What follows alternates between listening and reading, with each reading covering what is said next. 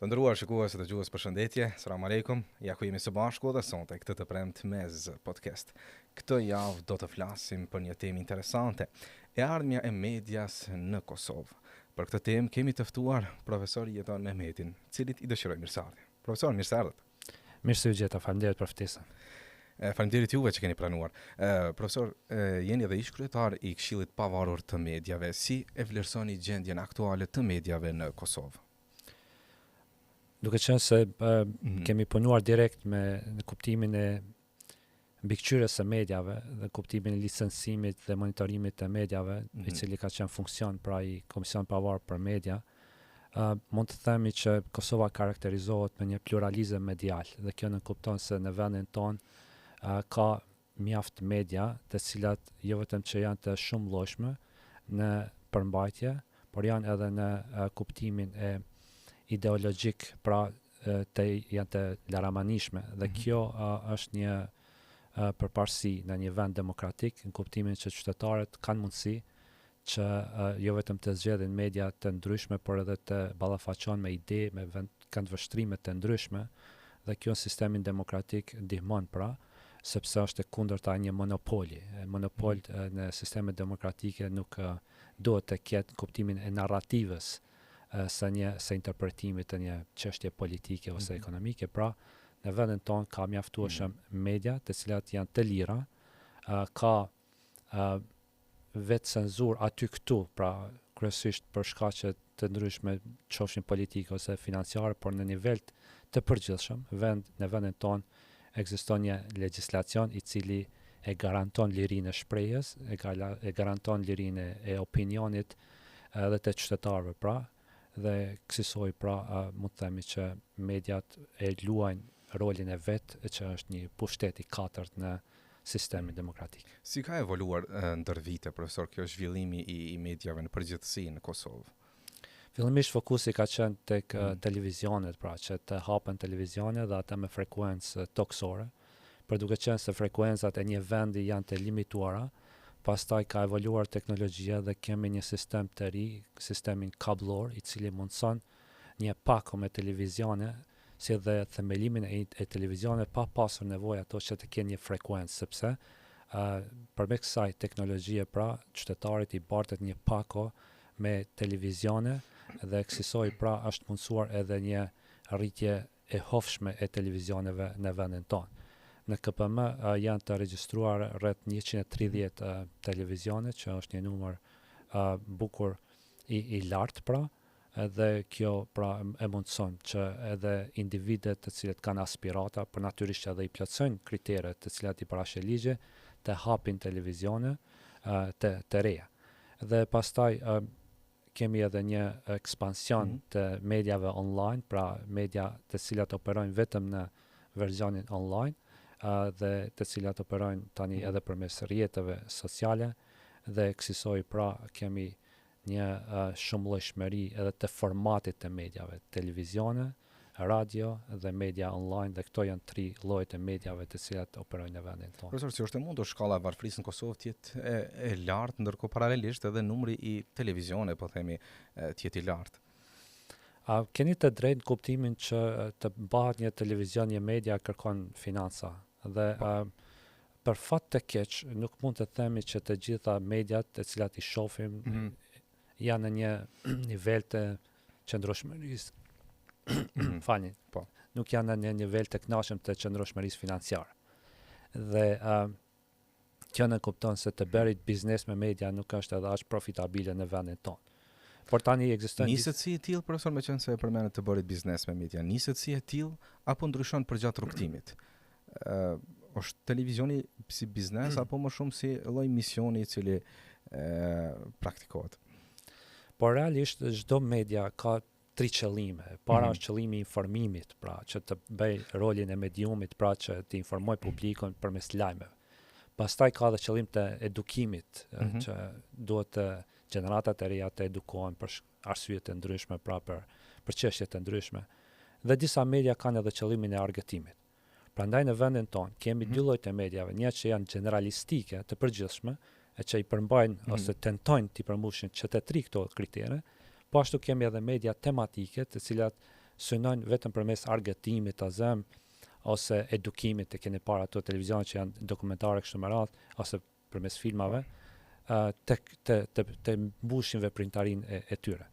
Dhe kësaj pra, varësisht nga ajo se çfarë prodhojnë, synojnë edhe të arrijnë tek reklamuesi, e reklamat konsiderohen si burimi kryesor i mediave në vendin tonë, që për fat të keq, tregu i reklamave, i reklamuesve në vendin tonë duket të jetë shumë modest dhe i pamjaftueshëm për një numër kaq të madh të mediave që kemi.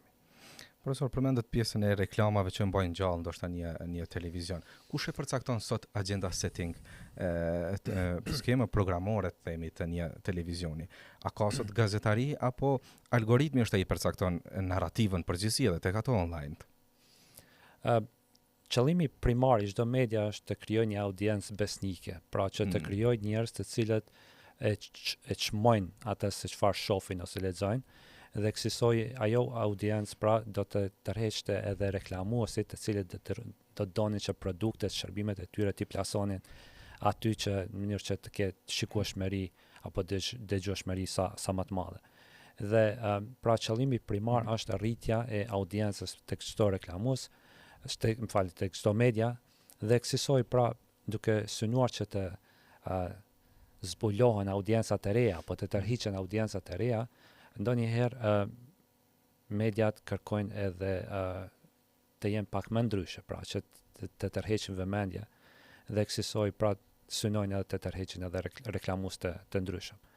Dhe pastaj reklamuesit në një farë forme mund të thuhet se mund të diktojnë atë se çfarë prodhohet, sepse ata nuk do donin që të jenë në një vend ku nuk ka shikueshmëri, pra ku ata nuk i arrijnë klientët e vet. Dhe kësaj pra duhet bie prap dëgjuesi, shikuesi në fund të përcaktoj narrativën se çka dhe ku të realisht dëgjuesit, shikuesit do duhet të ishin ai filtri i cili e determinon pra se çfarë duhet të prodhojë. Nuk është kjo e rrezikshme sepse ai ndoshta nuk kalon nëpër filtra. Dhe ty ta përcakton se çfarë të servosh dhe çfarë jo, ndërkohë që nuk ka ndonjë filtr, ndonjë kriter se në kërkesat e tij. Po prandaj televizionet dhe mediat në përgjithësi synojnë të dallohen nga media të tjera, nga konkurrentët e tjerë me një zhanër të caktuar, pra të përmbajtjes.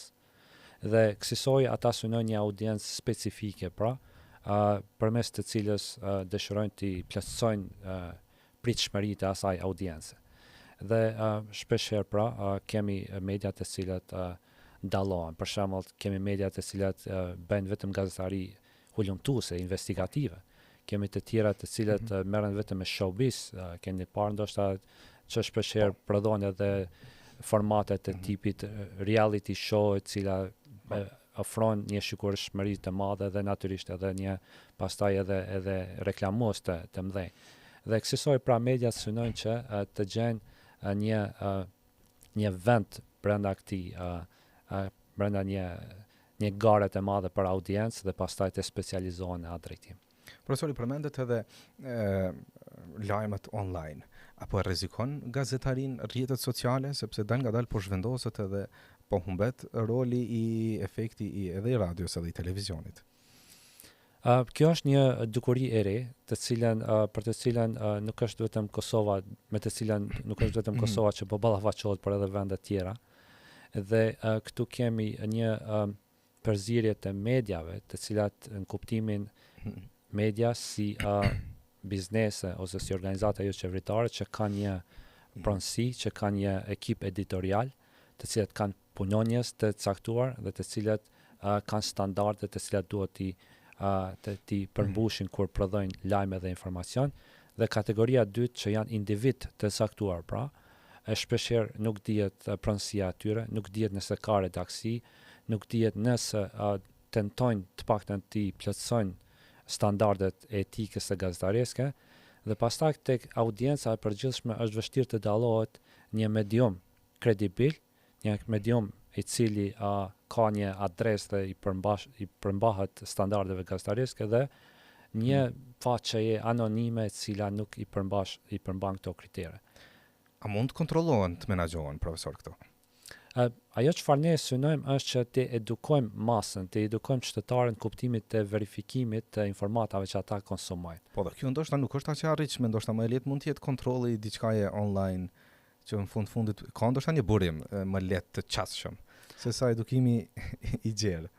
Ajo çfarë dallon median online tani, sidomos përmes rrjeteve sociale, apo këtyre të cilat zakonisht përdoren në vendin tonë, sikurse Facebook, Instagram, YouTube e të tjera, është që aty më shumë kërkohet nga ata që prodhojnë të jenë sa më transparent, se sa që kërkohet nga regulatori i një vendi të i regjistroj ato dhe t'i licencoj. Pra nuk ekziston akoma koncepti i licencimit të mediave online, sepse konsiderohet që ato operojnë në një domen tashmë të ri, pra përmes internetit dhe jo përmes formave tradicionale siç operojnë televizionet dhe radiot.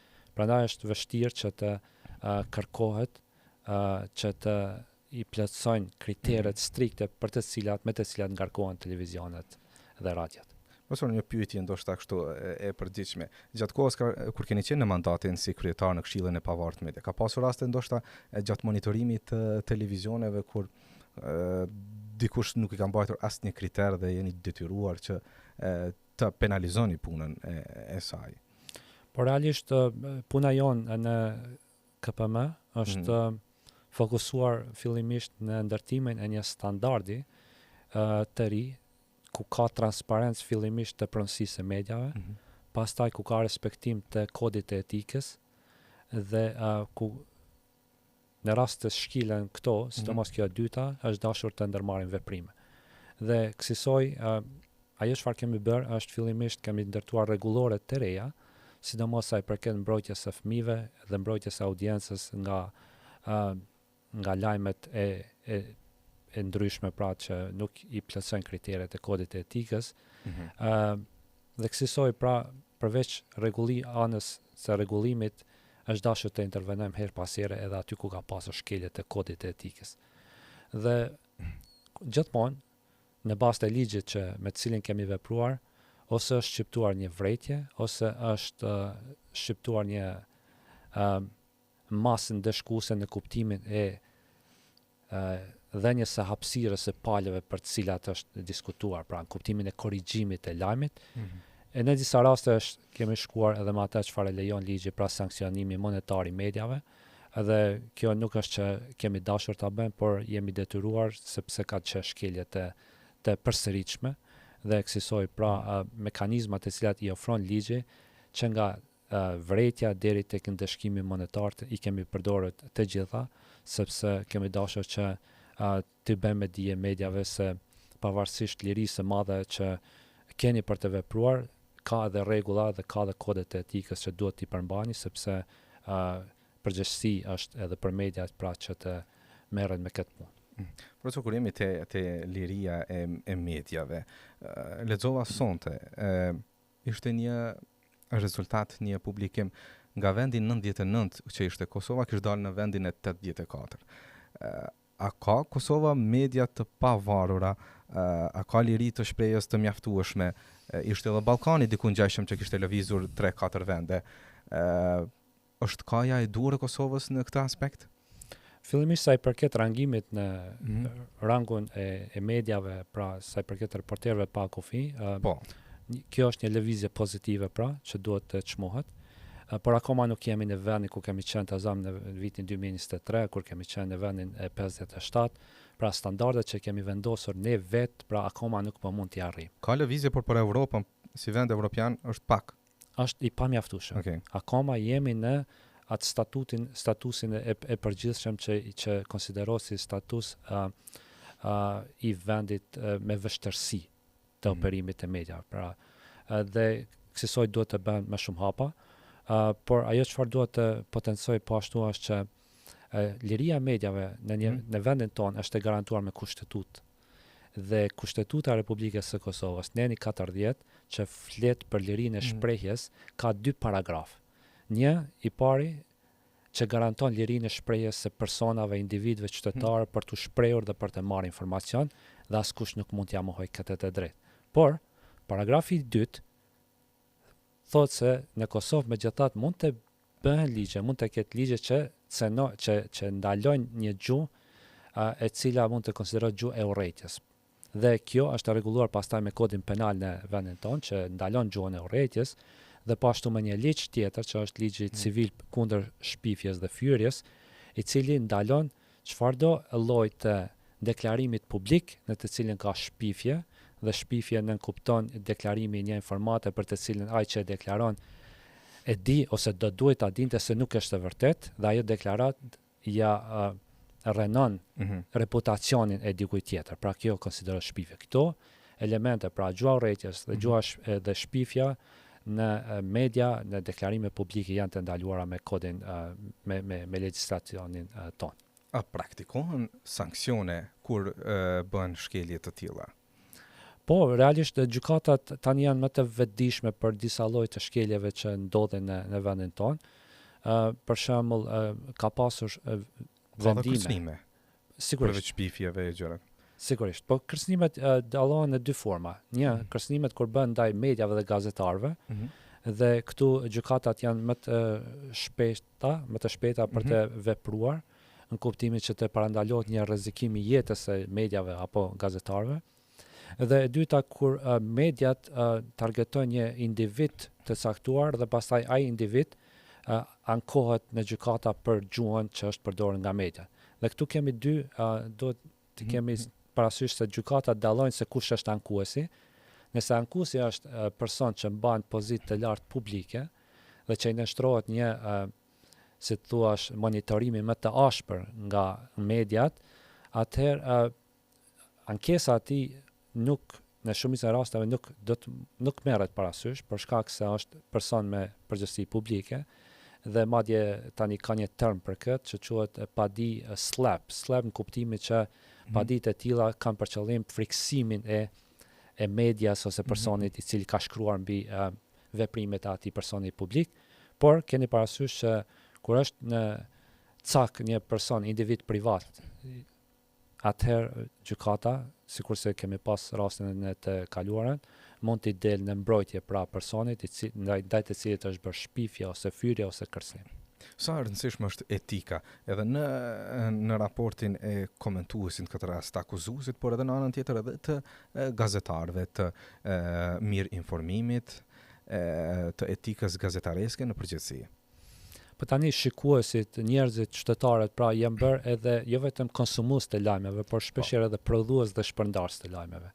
Dhe kjo pyetje që e bëhet është shumë relevante, sepse qytetarët tani janë persona aktiv në këtë që po e quajmë pra ekosistem medial. Sepse qytetarët ndonjëherë bien pre e një lajmi të rrem ose dezinformate dhe pastaj me pavedije shpërndajnë atë deri tek të tjerët. Dhe kjo është shumë e rëndësishme pra që tani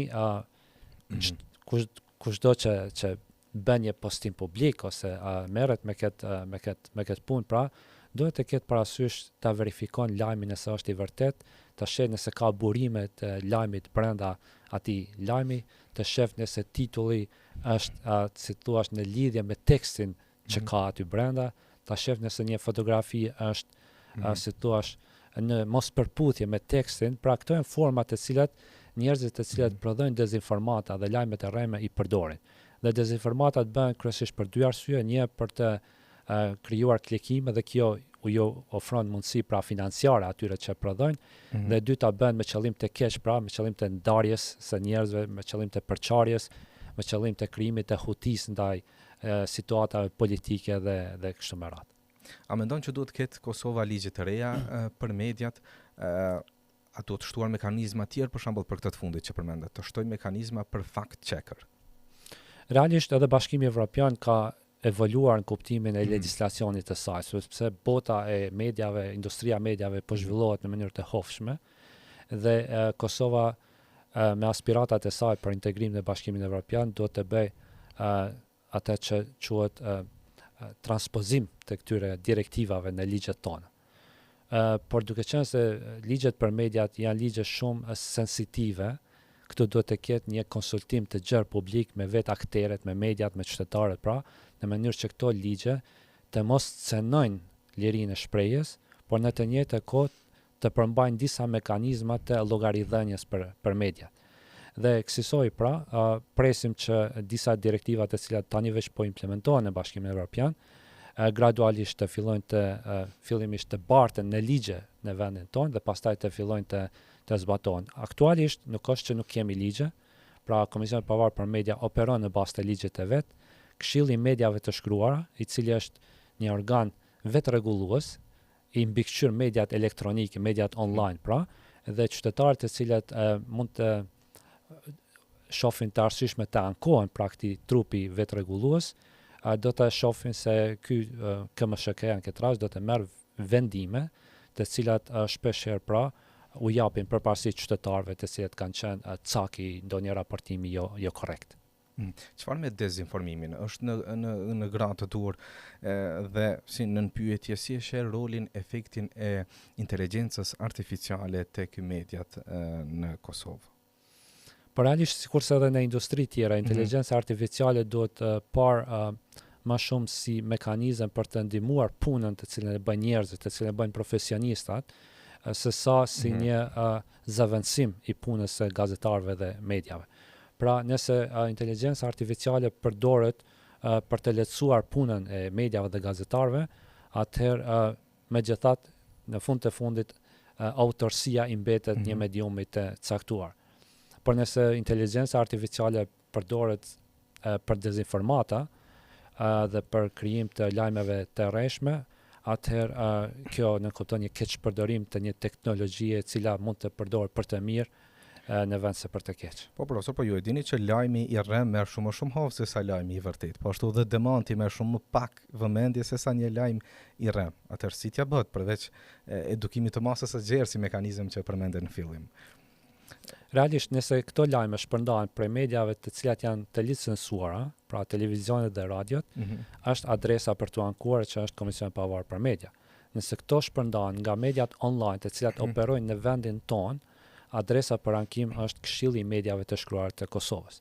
Nëse këto lajme dezinformata shpërndahen nga faqe anonime të cilat operojnë në rrjetet sociale, mekanizmi i vetëm është raportimi i tyre tek ato platforma në mënyrë që ato të largohen sa më shpejt. Ato ndonjëherë merr pak kohë derisa të verifikojnë që janë lajme të rreshme, por qytetari i cili i sheh apo që është cak i solmeve të tilla, të dezinformatave të tilla, do të jetë më aktiv pra në raportimin sa më të shpejtë atyre lajmeve. Çfarë përshtypje keni për qytetarët e Republikës Kosovës? A besojnë në media mjaftueshëm sot? Në përgjithësi, të paktën sondazhet që janë në vendin tonë tregojnë një shkallë të lartë të përdorimit të mediave nga qytetarët e Republikës së Kosovës. Pastaj është në pyetje tjetër ajo sa i përket besueshmërisë së mediave apo besueshmërisë në media. Dhe këtu pastaj do të pyetja të ndahet në besueshmërinë në televizione, në radio dhe në rrjetet sociale dhe në përgjithësi pra kemi një nivel të, si thua, të paktën në sondazhet e fundit që i ka bërë RCC tregon se qytetarët ndahen në gjys, pra ata të cilët gjysa që besojnë në media, gjysa të cilët kanë rezerva ndaj raportimit të mediave. Dhe këtu janë dy faktorë të cilat kanë çuar në këtë rënje të besimit, të paktën duke ju referuar këtij sondazhit të RCC-s. Para është faktori politik, kush viteve të fundit kemi parë një se thua gjuhë më të ashpër ndaj mediave dhe gazetarëve, dhe kjo pastaj rezonon tek publiku që të mos u besohet këtyre sepse mund të kenë agenda të dyshimta. Dhe e dyta faktori i dytë mund të jetë nga vetë mediat të cilat duhet të jenë më të kujdesshme që të respektojnë kodin e etikës kur raportojnë, pra, në mënyrë që të mos me vetdije të mos shkelin kodin e etikës sepse kjo pastaj çon në mosbesim ndaj mediave. Por gjithsesi më duhet ta them që në përgjithësi ka një interaktivitet më të madh të qytetarëve ndaj mediave. Ta zëm sa kam qenë në Komisionin Pavarur të Mediave kemi pasur ankesa të shumta nga ana qytetarëve dhe jo gjithmonë ankesa mbi përmbajtjet që i prek direkt ata, por mbi fenomenet të tjera të cilat ata i shohin dhe dëshirojnë të raportojnë. Pra ka një vetdijsim të qytetarëve për të pasur një marrëdhënie më të drejtë për drejtë me mediat. Nëse nuk i lexon lajmet, nuk je informuar, nëse i lexon, je i keq informuar. Sa qëndron kjo, profesor?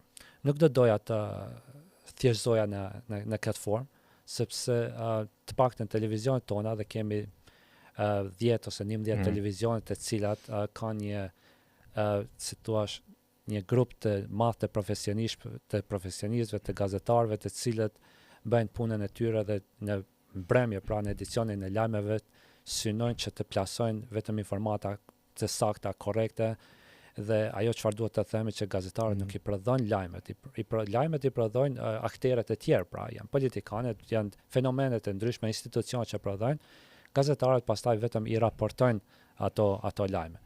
Dhe kësaj pra duhet të themi që ka një nivel të lartë të vetëdijësimit të mediave, të gazetarëve për të raportuar. Dhe kjo nuk është e lehtë, marr parasysh garën e madhe që ka në mes mediave, sepse përmenda jemi një vend shumë i vogël, por me një numër shumë të madh të mediave. Te KPM-ja kemi rreth 250 media të cilat janë të licencuara. Në KMSHK, që është Këshilli i Mediave të Shkruar, ka mbi 40 antar, pra 40 media online, apo gazeta online, nëse mund t'i quajmë, sepse në Kosovë nuk ka gazeta të shtypura. Dhe kësaj pra këto media ballafaqohen çdo ditë me zhvillime të ndryshme dhe pastaj është gjithmonë sfidë për të raportuar, por megjithatë ja arrin të raportojnë, marr parasysh që edhe gazetarët në përgjithësi pra nuk kanë kushte të mira të punës, pra pagat e tyre nuk janë edhe aq të larta për të mbuluar rrezikun të cilën shpeshherë ata kanë ose. E ardhmja e medias në Kosovë është tema cilën e keni rrahur edhe në Universitetin e Cambridge-it. Na tregoni më shumë çfarë u bë aty dhe si erdhi deri tek ajo. Në Universitetin e Cambridge-it kjo ka qenë një prej elementeve të cilët kanë folur realisht aty, kemi folur edhe përgjithësi edhe për demokracinë në vendin tonë dhe mekanizmat shtetformues dhe gjithsesi duhet ta themi që liria e medias është një prej shtyllave të demokracisë në vendin tonë. Dhe e para është që qytetarët e besojnë pra që media është e barabartë me demokracinë, apo liria e medias, liria e shprehjes është e barabartë me demokracinë. E dyta, në këto 25-6 vite pra, kemi arritur që të jemi një shembull i një strukture në të cilën operojnë mediat në mënyrë të lirshme. Dhe e treta, duhet ta themi që pavarësisht vështirësive financiare, mediat në vendin tonë ka arritur gjithmonë të mbijetojnë dhe që të kryen rolin e vet pra, që është informimi i publikut. Dhe e ardhmja e mediave në vendin tonë pra, ne kupton që akoma nuk jemi aty ku duhet jemi, sidomos sa i përket se krahasohemi me standardet që i kërkon Bashkimi Evropian, por që kemi krijuar një bazament mbi të cilën mund të ndërtohet e ardhmja evropiane. Profesor, për fund, si e shihni të ardhmen e medias në Kosovë, marr parasysh dinamikën e saj të vazhdueshme? E ardhmja e mediave ka me u varë prej shumë faktorëve. Një prej tyre ka të bëjë me legjislacionin me të cilën do të operojnë mediat, dhe këtu do të kemi parasysh që ligjet të cilat kanë të bëjnë me media do të jenë në harmoni me parimet e Këshillit të Evropës dhe me standardet e Bashkimit Evropian. E dyta, varet nga çësia të cilën do ta kenë politikanët sa i përket bashkëpunimit të mediave, dhe këtu do doja që të kemi sa më pak gjuhë e cila është kërcënuese, e cila është abuzive ndaj mediave në përgjithësi dhe ndaj gazetarëve në veçanti, sepse krijon mosbesim të qytetarëve ndaj mediave. Dhe kjo në kupton që mediat duhet të jenë gjithmonë ta kryejnë atë rolin e vet të raportimit të drejtë dhe të saktë, sepse janë në mes të pushtetit dhe qytetarëve, janë ndërmjetësues. Dhe ajo çfarë duhet të përmend është që mediat jo gjithmonë kanë vetëm rol të mbikëqyrin politikanët apo vendimarrësit, ata janë zë edhe i njerëzve të cilët nuk kanë zë për të shprehur një problem të tyre që e kanë. Unë kam pasur fatin vitin e kaluar të jam në juri të dhënies së çmimit të Bashkimit Evropian për gazetari hulumtuese dhe më besoni shumica e storjeve e artikujve që janë shkruar dhe që kanë qenë në konkurrencë nuk kanë të bëjnë me politikanët, por kanë të bëjnë me hallet e qytetarëve të cilat janë të ndryshme.